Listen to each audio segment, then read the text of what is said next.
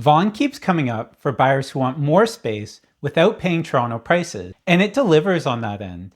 You're getting significantly more home for your money here than almost anywhere else in the GTA. But there are 5 things most people don't find out about Vaughan until after they've already committed, including reason number 4, which almost nobody warned you about, and that one alone could save you from a very expensive mistake. My name's Jordan Abrams, 9 years helping people move to the GTA. Info's down below. Let's get into the video. Reason number 1, it's more expensive than people think. Stepping outside Toronto is supposed to mean you finally get a real home, a detached house, a proper backyard, a 2-car garage, room for a family without paying downtown prices. And that part's true. Your dollar does go further here in square footage than almost anywhere else in the GTA. And for families, that's a genuinely compelling argument. But Vaughan is still expensive. The average home sale price is around $1.2 million, detached homes for $1.3 to $1.6 million, semi-detached $950,000 to $1.1 million, townhomes $800,000 to $900,000, and condos from around $500,000. Not small numbers for a place without Toronto's transit or urban energy. And here's what people miss completely.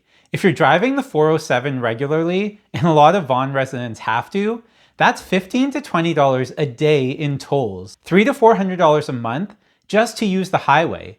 Add Ontario's highest car insurance rates in Canada, and the monthly cost climbs fast. The savings versus Toronto are smaller than the listing price difference suggests. Quick quiz, true or false? Vaughan was the first city outside Toronto to get its own subway station. Drop your answer in the comments, the answer is coming up later in the video. And if you want help running the real numbers for your specific situation, reach out directly. All my info is down below, and I personally get back to everyone. Reason number 2, the commute is rougher than the map suggests. Vaughan has a subway station, the Vaughan Metro Centre, on Line 1, direct ride to downtown Toronto in about 30 minutes. The first city outside Toronto to get subway access, and for people who live near it, that's a genuine advantage. But Vaughan Metro Centre is one station, and Vaughan is enormous. If you're buying in Maple, Woodbridge, or Kleinburg, you're not walking to the subway, you're driving to it. You're parking, then taking the subway into Toronto. Or if you're on York Region buses with limited hours and frequency, you're in an even worse position. The highways aren't much help during rush hour either. The 400 heading south in the morning is consistently brutal. The interchange at Highway 400 and Highway 7 is one of the worst bottlenecks in York Region. The 407 cuts through some of that, but like I was saying, you're paying $15 to $20 every single time. The honest commute picture for most of Vaughan is 50 to 75 minutes to downtown Toronto by car. By transit, closer to 60 to 90 minutes. That's not a small thing, living it Monday through Friday. Coming up in reason number 3, and this one is hard to explain until you've actually spent time here. But the moment you arrive in Vaughan, you're gonna feel it. Reason number 3, Vaughan doesn't really have an identity. Vaughan is a city of over 340,000 people, but for most of it, it doesn't feel like a city. It feels like a very large, well-maintained collection of subdivisions. Most of it was built in the 1990s and 2000s, cookie-cutter homes, wide roads, strip malls, big box retail. Clean, safe, functional, but without the character that makes a place feel like somewhere specific. Vaughan City Centre sounds like a downtown, but it isn't. Office towers, a mall, condo developments, no main street, no street level energy, nothing happening on a Tuesday night. Now there are 2 genuine exceptions. Woodbridge has a walkable village core, Italian heritage, local restaurants, cafes, a real community built over decades. And Kleinburg is one of the most beautiful historic villages in Ontario. Art galleries, boutiques, stunning architecture, both have real character and are more walkable than the rest of Vaughan, but let's be honest, neither is anything close to downtown Toronto, a nice main street, a few good restaurants, somewhere to walk on a Sunday morning. You're still getting in a car for most of your daily life here. But if you land in either of these pockets, you genuinely won't be disappointed. Quiz answer time. The answer is true.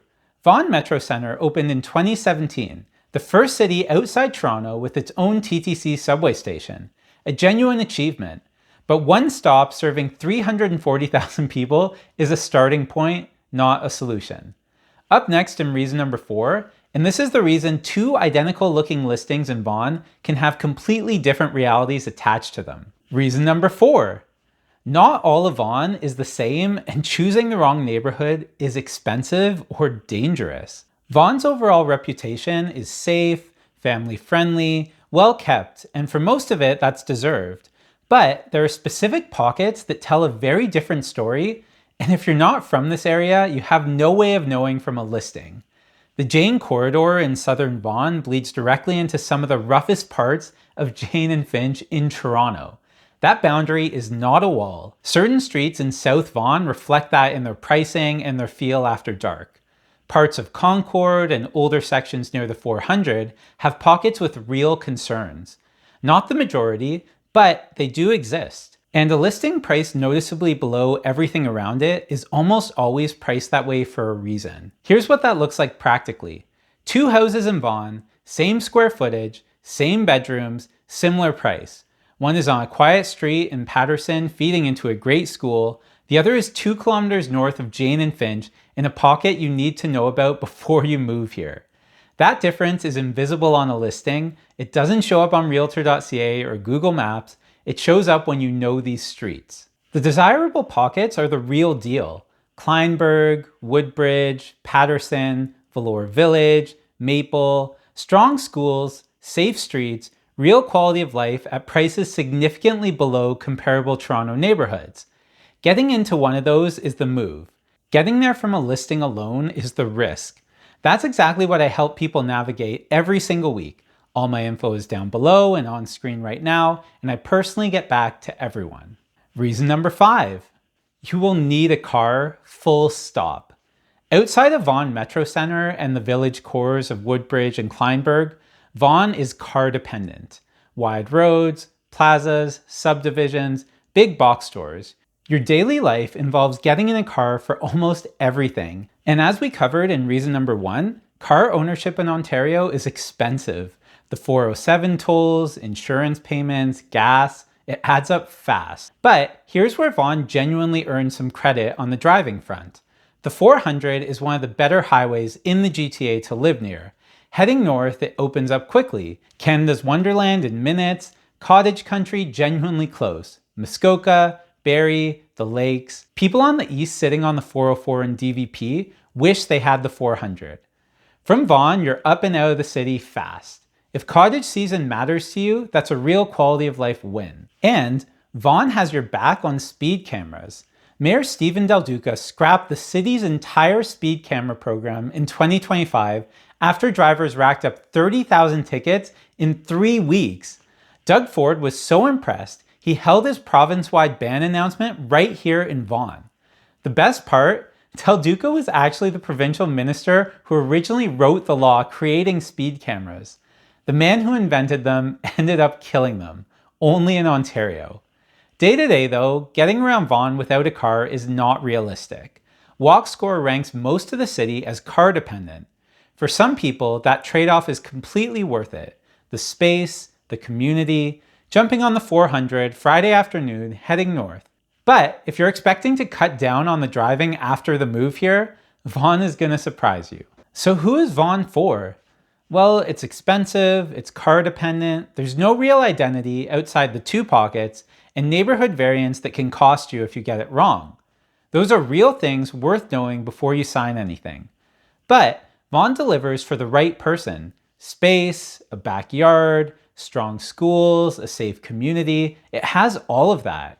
Canada's Wonderland in your backyard, Woodbridge and Kleinburg when you want character on a Sunday morning, outstanding multicultural community with decades of roots. The Vaughan Metro Centre corridor is one of the best medium-term investment plays in York Region right now, and a short drive up the 400 on a Friday afternoon that makes all the trade-offs worth it. The people who thrive here knew exactly what they signed up for. The people who struggle moved here expecting Toronto and got something different. Now you know that before you commit. If Vaughan is still on your list, or you're trying to figure out if it should be, reach out. I can tell you in 20 minutes which specific pockets make sense for your situation. All my info is down below, and I personally get back to everyone. If this helped at all, hit the thumbs up and subscribe. New Toronto real estate videos every Tuesday and Friday. I'm Jordan Abrams. I'll see you around town.